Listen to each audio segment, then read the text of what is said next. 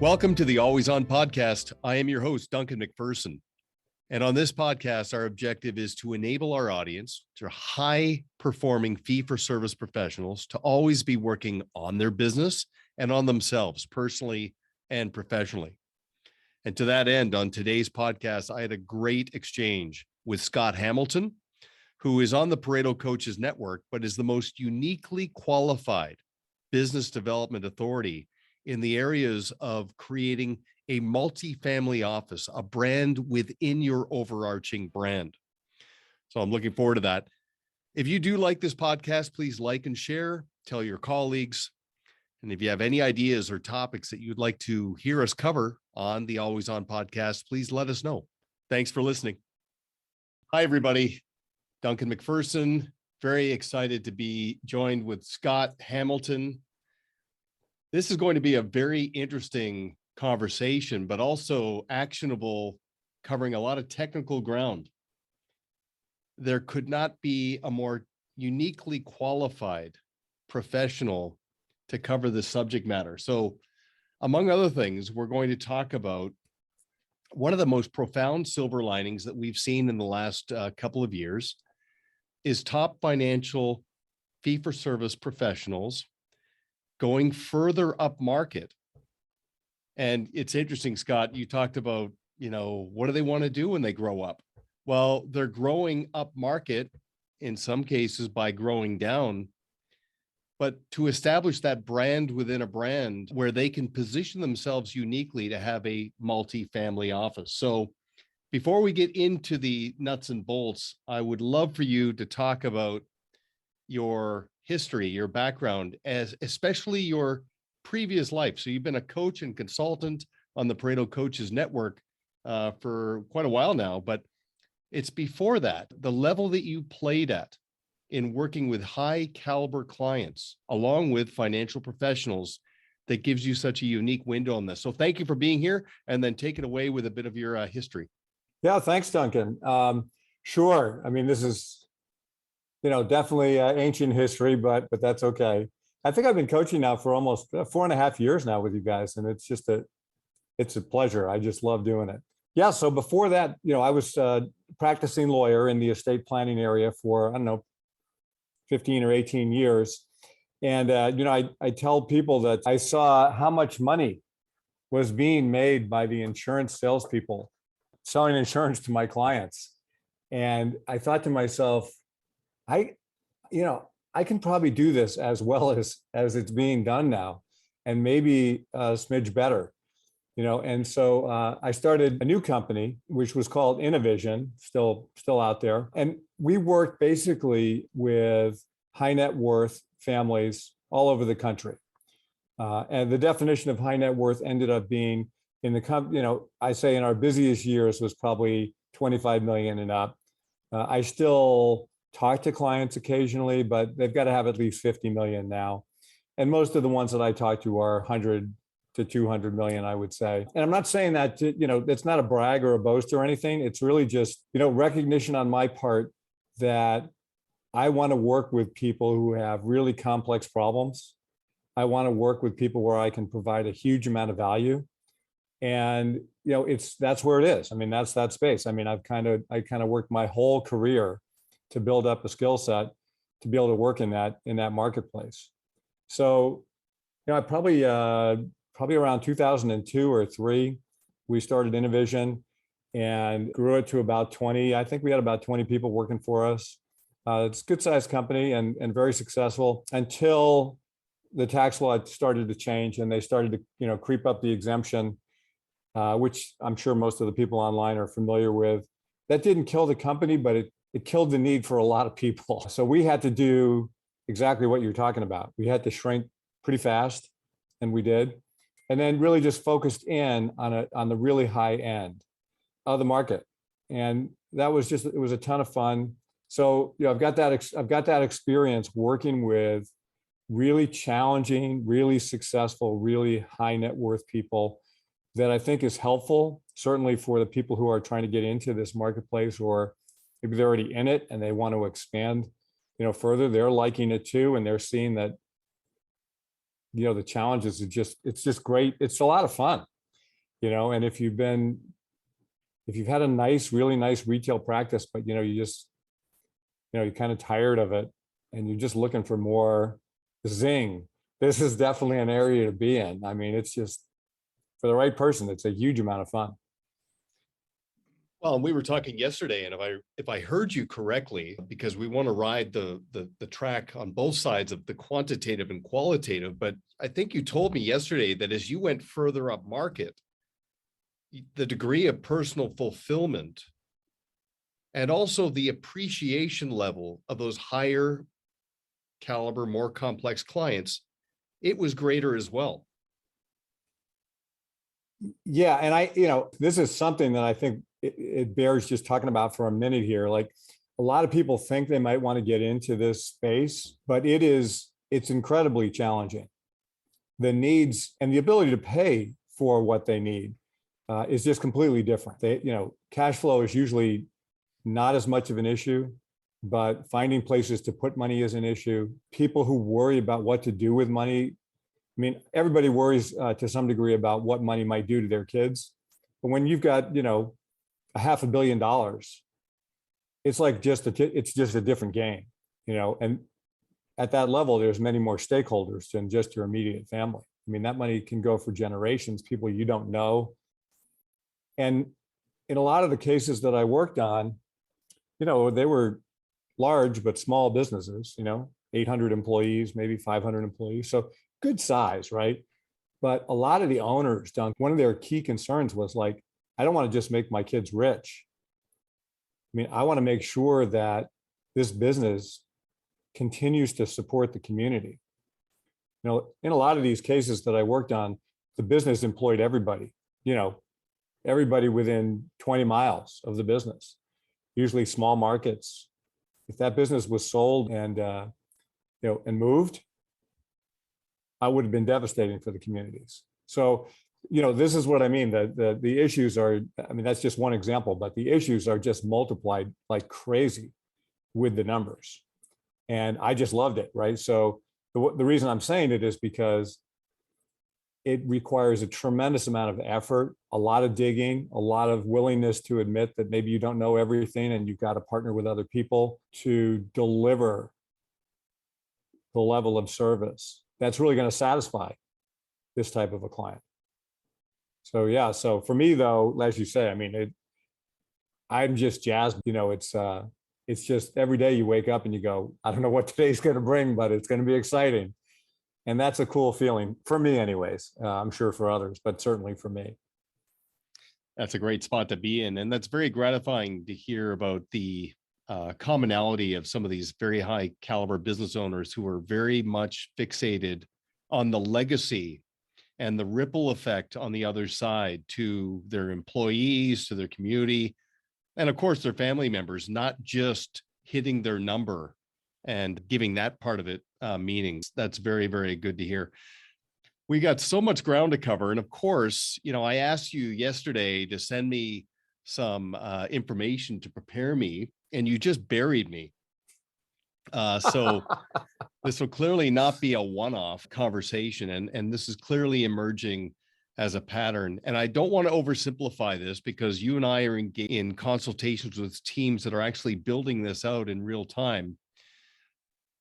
It's interesting. You weren't on this call this morning, but I was on a call with a team in Ontario, and the classic, right? Couple hundred clients, great business, great bench strength, great reputational elements in the community. And the lead advisor wants to grow further up market. And he's starting to see, he's getting introductions to people who have $5 or $10 million of investable assets, but have a net worth of $50 to $100 million that would be outside of the process initially. But he wants to crack that code so he can get out in front of that and be very attractive as those liquidity events happen. And as I said to him, your goal in the next 3 to 5 years is to have 15 to 25 clients that you can be their multifamily office. And you might even argue a smaller number But that is in essence the premise. So let's talk about how we get there. And the one other thing I want to acknowledge, Scott, and I think one of the things, and you know this undoubtedly, but back in your early days, when you made that distinction about the income opportunity in the insurance world, it was probably your lack of salesmanship that actually made you very attractive to those clients when the insurance and risk management components were brought into play, because you weren't pitching it, you were positioning it as a solution. Is that safe to say? Yeah, it's more than safe to say. I'm probably one of the world's worst salespeople. Now, if you talk to my wife and you know her, if you want a salesperson, that's who you want to employ, not me. We built a very data-driven, very goal-oriented process for clients. And insurance was like the last thing on our mind. It was, how do we figure out where they want to go and get them there? And if insurance is called for any particular reason, fantastic. But we were also fee-based too. So, I mean, we were getting paid just fine on a fee basis, that we didn't really need to drive the insurance revenue. But, as most people on the call know, insurance can be, quite lucrative, and it's just, rather than refer it out or 100%, I mean, that it was just made more sense to keep some of it at home. So yes, I mean, I'm not really a great salesperson, as most people who know me would tell you.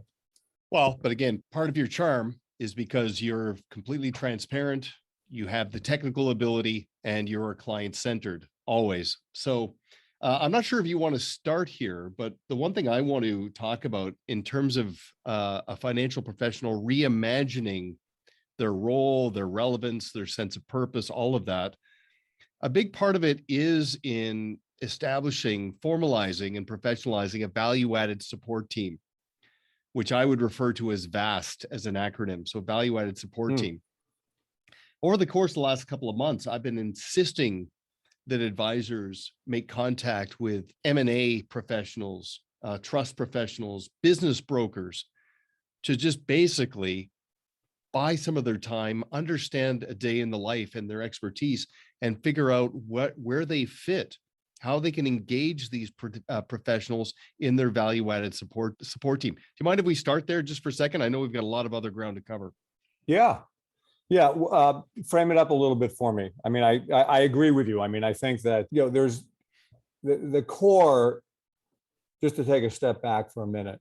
So having helped build a multifamily office for one relatively large RIA, I can sort of have that experience of building it out, like what works and what doesn't. But also, I think, and I know you've done this too, just watching in the marketplace and seeing what the competitive forces are. I mean, it's clear, for right or wrong, that multifamily offices are investment driven. I mean, it's AUM, it's a percentage of assets that pays the freight for the ongoing services. And a lot of advisors, I think, are content and successful just delivering a superb investment management process, and outcome. So what's happened, I think, over the last maybe 10 years is that the competition in this space has ratcheted up. All the wirehouses have family office services. Many of the larger RIAs have built out family office services. Trust companies have all built out, because this is a very desirable client, right? I mean, wherever you set the level, it's a very desirable client, profitable. And so this is where I think you're you're seeing a significant need for value add to be part of your process if you're going to stay competitive. Otherwise, if you don't have access to all this stuff at your fingertips, I'm not suggesting, by the way, that we bring it in-house for a number of reasons, but if you don't have access to it, then you can bet somebody is pitching your best clients on the things that you're not doing for them. And, whether that causes them to leave or not, I don't know. We just had a case in one of the coaching clients that we have with Pareto, where the $50 million account left. And it wasn't because they weren't doing a great job. They were doing a great job. In fact, they were doing what the competitor said they weren't. I mean, when you get right down to it, but now you're in an argument with a client and that's not going to work, right? The client said, no, I really need these services. I see that they're available at this trust company, and they left. Yeah. Not a good day in the investment business. I mean, and these guys recognize that they've got to now expand beyond just investment management and bring in some of these other areas. So that's the kind of framing that I think about when I think about, and I love your acronym, value added support team. I mean, it ties in nicely with what we've been talking about for years, which is the idea of bringing other professionals into our process. Well, and just to jump on that for a second, because I've never been comfortable with the positioning of circles of influence, because that implies that I'm going to assemble this array of relationships who are going to influence others to do business with me. And it just doesn't seem client-centered. We also don't want financial professionals to get into this sort of knee-jerk sort of positioning where they're saying, we're going to refer you out.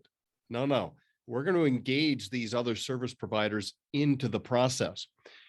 And this is a very huge distinction, because I'm having this conversation more frequently recently as well.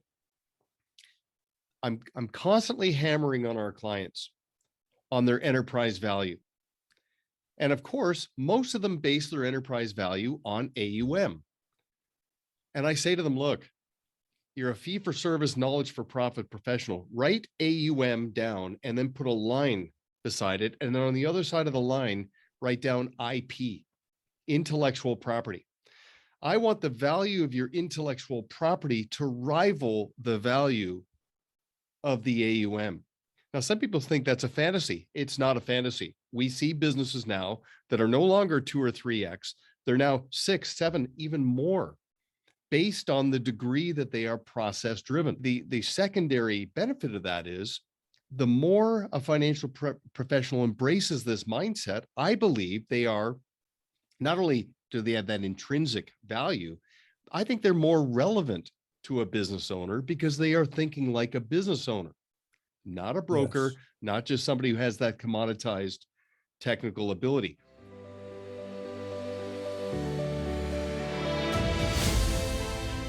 A customized podcast can add credibility and efficiency to your communication efforts, sifting good prospects from the mass of suspects, staying top of mind with strategic partners, and activating more advocacy from existing clients can be achieved with a turnkey approach. Learn more at proudmouth.com.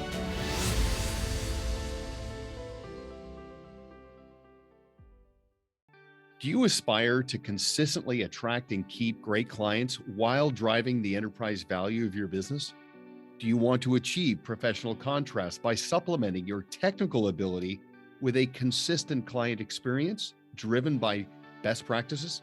The Blue Square Toolkit brings the proven Pareto systems philosophy and process to life in a way that tethers your team so that you can competitor-proof your clients, gain their full empowerment, and attract quality referrals, all while restoring liberation and order in your life, and all in an intuitive, easy-to-use, turnkey solution.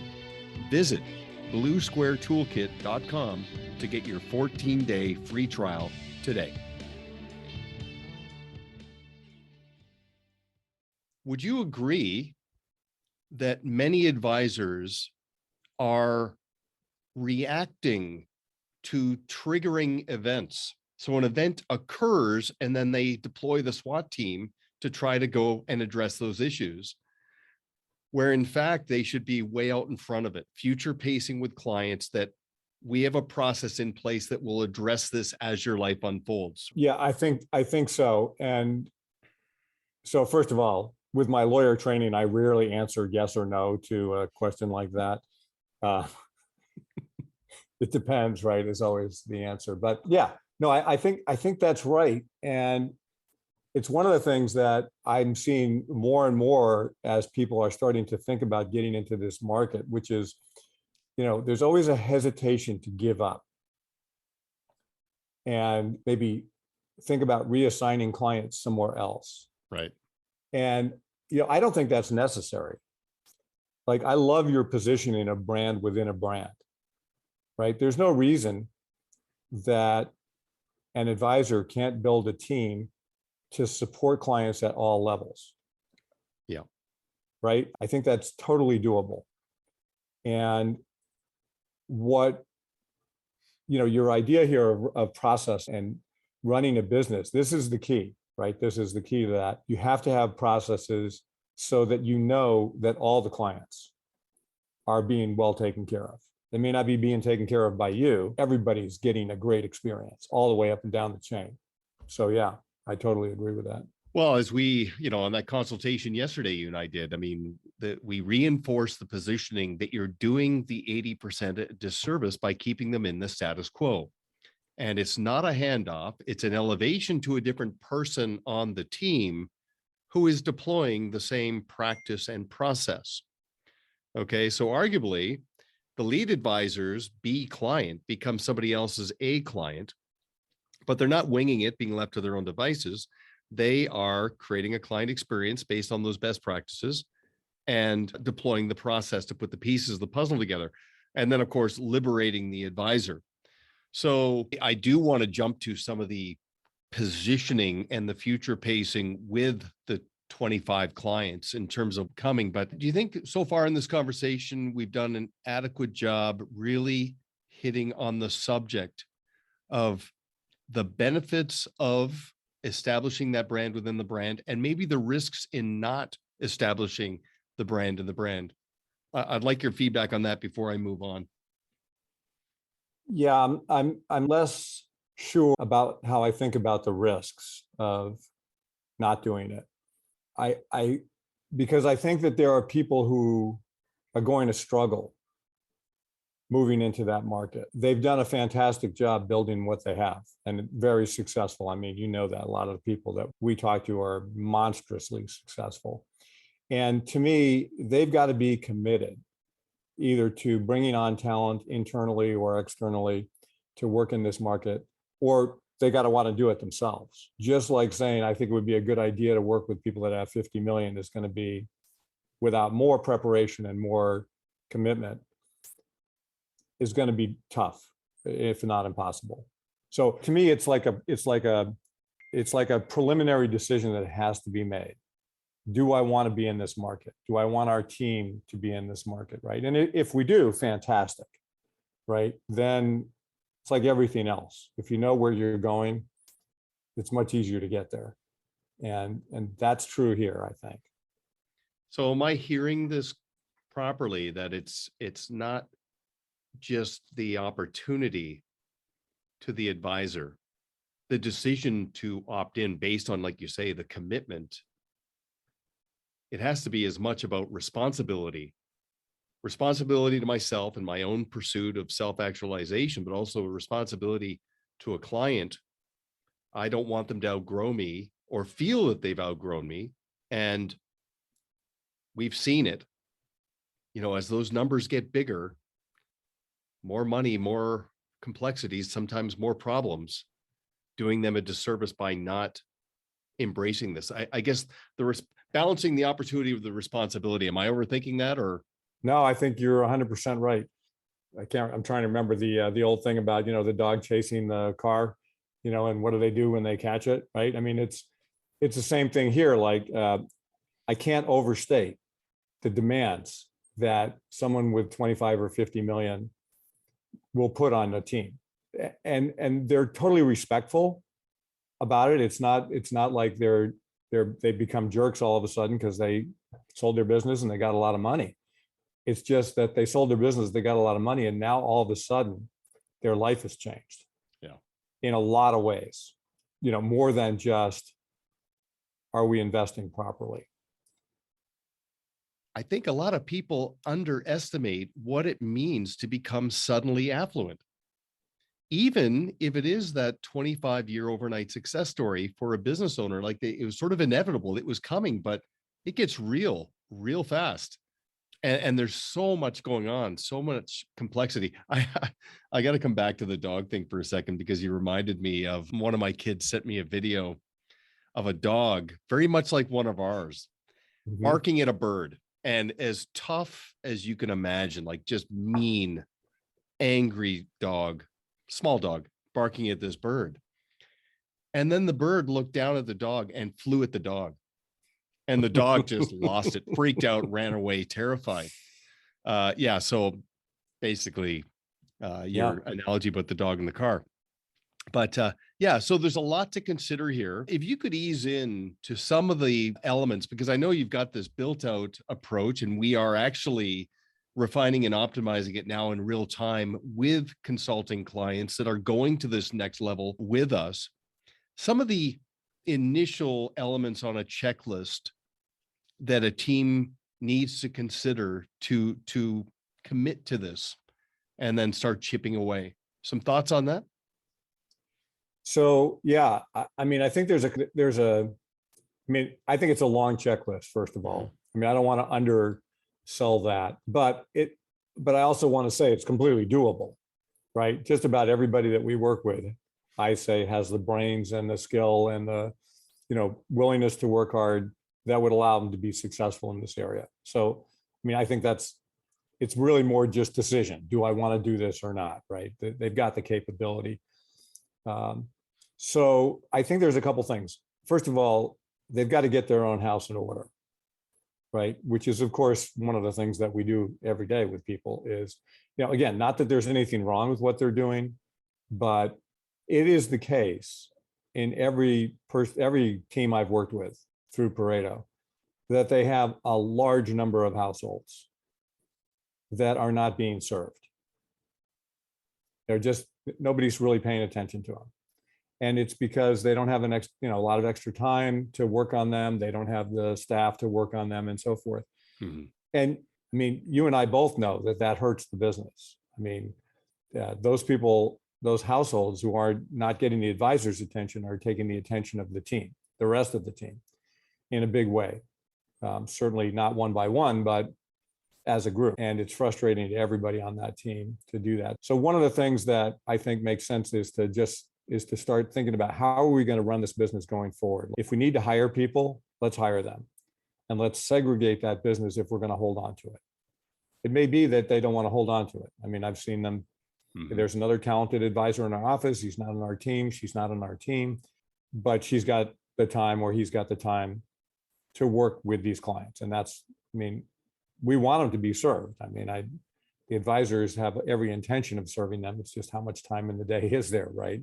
Right. So either staff up internally or find a good caring advisor externally who can take over that segment of their business. And then that frees up the staff to start actually supporting this effort, right? So we got to be internally, we have to be good. All the processes we work on at Pareto have to be solid, right? Just up and down, whatever the remaining clientele is, or whatever, whoever they elect to work with going forward. I think once there's a comfort level there, now we can start to build out the service offering for the MFO offer. And that, luckily, I think I don't want to say it's easy, but it's easier, because I think there's a pretty defined universe of services that people in this marketplace want. They may, it's like everything else. They may need some services more than others, right? And at different times, they may need different things, of course. From here, it's like saying, okay, let's identify what those services might be that we're going to offer. Let's get some familiarity with what they are, and let's find out who the best people are who are working in these different areas. Mm-hmm. So as you said earlier, we invite those people into our process. They become part of our team for whatever period of time, is necessary, including, in perpetuity, right? I mean, who knows? Like, if you're going to do check writing, you're not going to stop doing that. You're going to do that. I don't know how many people write checks anymore, but you get my point. Bill paying, right? A hugely important service to a lot of clients. Very sticky also, but you got to have the staff for it. You can't not pay bills, right? I mean, and that's an important, but maybe a smaller piece of all this. So, some of the bigger things are making sure that estate planning is done, And again, these advisors, although most of the ones I've met are very talented in this area, they've seen a lot. They've had a lot of experience. They've seen things go right. They've seen things go wrong. So bringing that to the table in the high net worth space is incredibly valuable. Okay, so you position that as get your house in order. So that's sort of an overarching theme. So breaking that down and getting into that nexus, that intersection between professional scarcity and professional contrast, right? So differentiating yourself from the pack and ensuring people understand that you're not trying to cobble together this massive enterprise. You know who you're suited for. That's got to be self-fulfilling for the team, let alone client facing for the marketplace, whether it's an influencer or advocacy from a client. It's got to be validating for the team that, okay, we're worthy of this type of client now because we've taken those steps. Yeah, I think it is. It's relief. One of the teams I'm thinking about now, everybody was just running crazy 2 years ago, and now they're not. They've organized and put processes in place and segmented in a real way, not just, kind of lip service, but in a real way. They figured out how to allocate resources to all segments of their client list.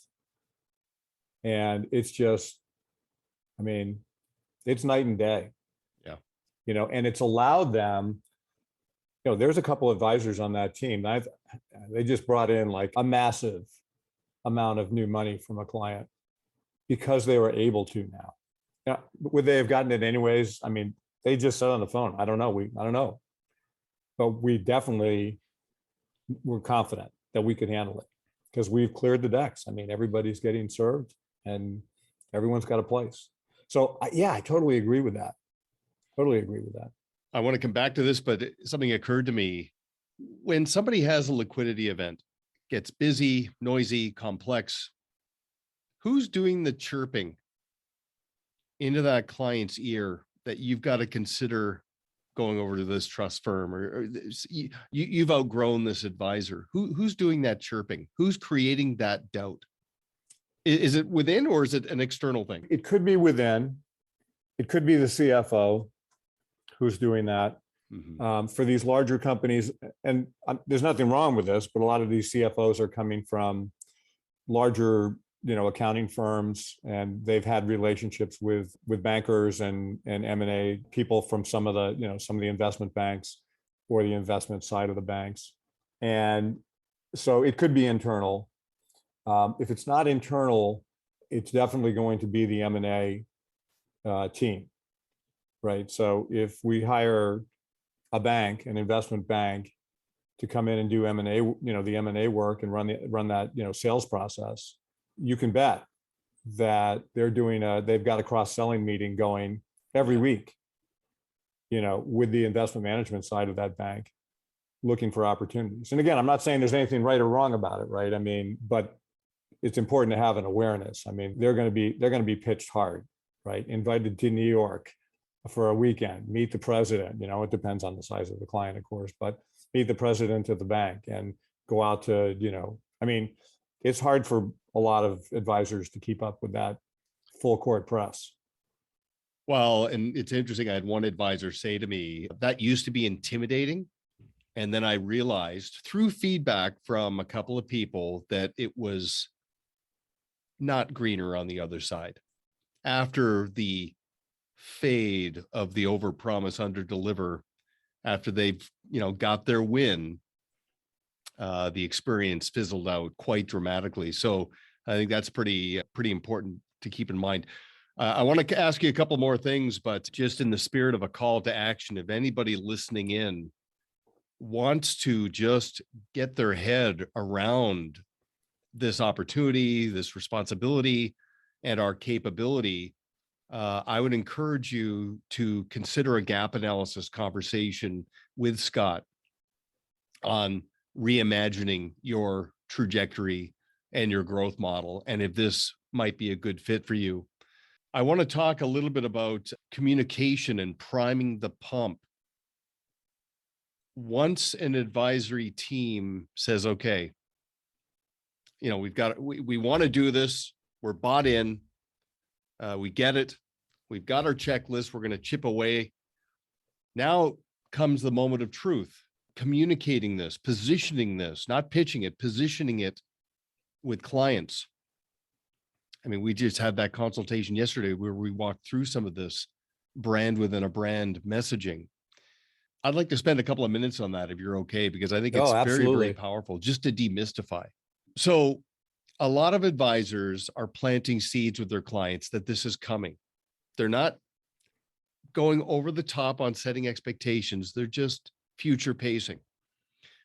And they're basically saying to their top 25 to 50 clients that one of the silver linings of this last couple of years has been, as a team, we've become closer and more tethered together, even though we were forced to work remotely.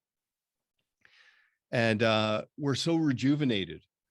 We've engaged a consulting firm. We've identified a few gaps in terms of our bench strength.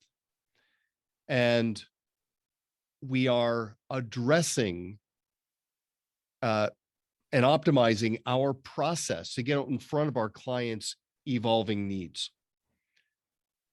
And I'm really looking forward to showing you what that looks like over the course of the next several months. I mean, that's just sort of one variation, but that has been very well received by clients, just in terms of how that's interpreted about the relationship directionally.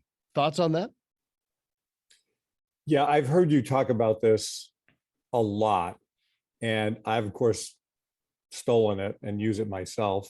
You talked at one of the events when another friend of mine, Scott Keffer, talked, and he said, the first time you use something from someone else, you give credit, and the second time you forget credit, and the third time it's your idea. So by now it's probably my idea. But yeah, no, I think what's appealing to this is the idea that the advisor is really living that concept of being all things to a select group of people. I think the listener, the audience, the client loves to hear that. They love to hear that you've dedicated yourself to working with people like them.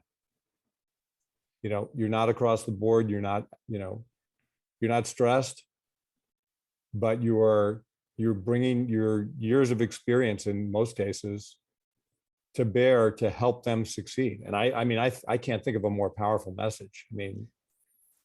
Well, and reading between the lines, it also says, I'm not complacent. The clay is soft. I'm striving to constantly elevate and get out in front of our clients' evolving needs, which incidentally, and you've seen this as well, one of my favorite exercises in the gap analysis and early in the engagement with a team that is going down this path is just asking them, what has the last 2 years revealed for you?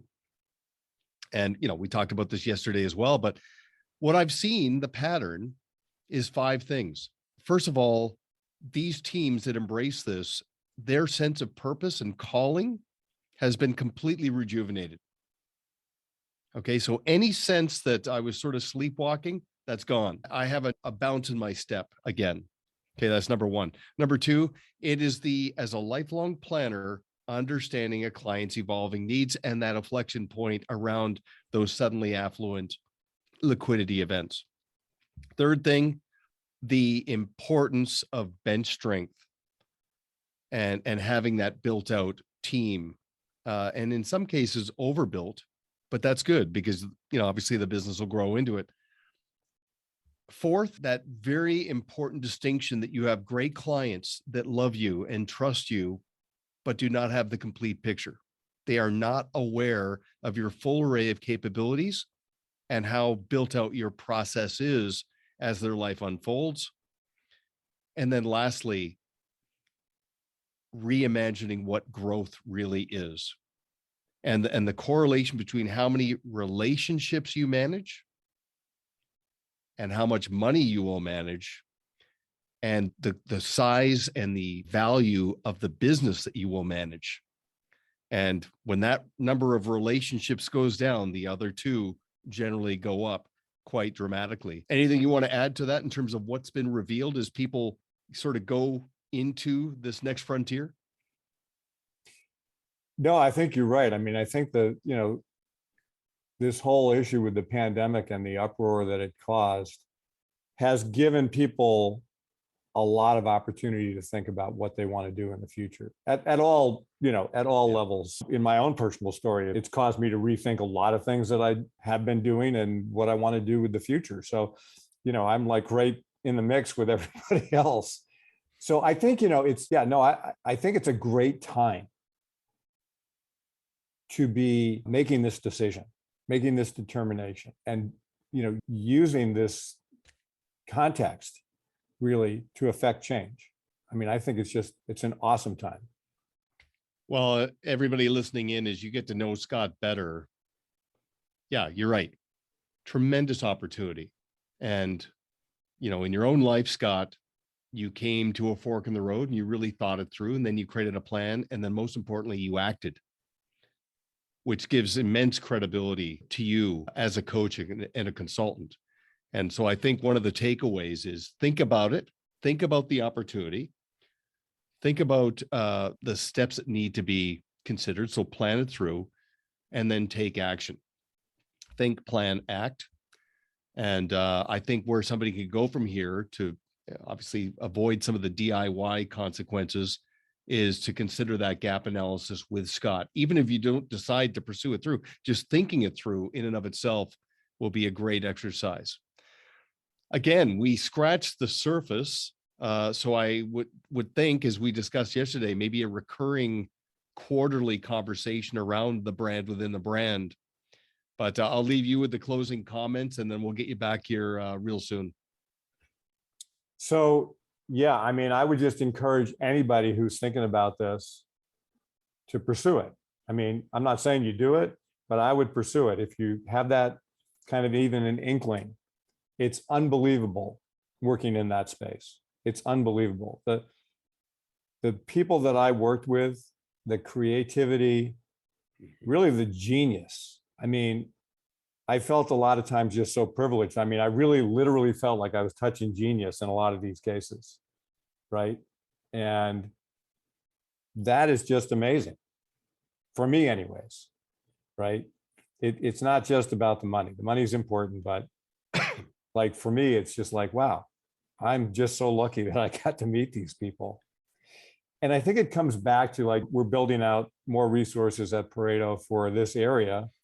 I'm doing a lot of interviews that will be part of that with providers in this area. And I talked to, I don't know if anybody knows him, but his name's Tony Wood, and he runs the Global Family Office division for RSM, which is a giant accounting firm. And when I asked him, like, what does he think the most important thing for advisors to consider going into this is, he said exactly the same thing. They've got to understand why they're going into it. If it's just for the money, chances are, good that it's not going to work out well. I don't know if it's a balance 50-50 between the qualitative fulfillment and what it reveals in someone personally, but to an advisor, every single one we work with that has embraced it and moved forward, they're different. Their relevance, their attractiveness in the marketplace, they were always good, but it's found another gear. That qualitative, it's hard to put your finger on that, but when you see it, when you feel it, it's there. So yeah, excellent. Great. Thank you very much. This time just zipped right by, but we'll have you back, of course. And what's really exciting about between now and the next time we have you back is the specific interactions with teams that are going through this in real time. Let's bring some of that to our next conversation. Absolutely. Yeah, it's been fun, Duncan. Thanks again. As always, Scott. Appreciate it. Yeah, likewise. Never feels like work. Look forward to seeing you, talking to you soon, but thank you very much. Thank you for listening to Always On with Duncan MacPherson, where our objective is to enable professionals to always be working on their business and on themselves. Want to learn more about Duncan and his team? Visit ParetoSystems.com. Don't forget to click the follow button below to be notified when new episodes become available. The information covered and posted represents the views and opinions of the hosts and/or guests and does not necessarily represent the views or opinions of Pareto Systems. The content has been made available for informational and educational purposes only. This podcast is powered by Proudmouth, the Influence Accelerators. If you're like me and want to spend more time educating people and less time selling, Proudmouth helps turn Main Street experts like you into trusted mainstream authorities. They will help amplify your influence over a growing audience of magnetically attracted fans. Visit proudmouth.com to learn more.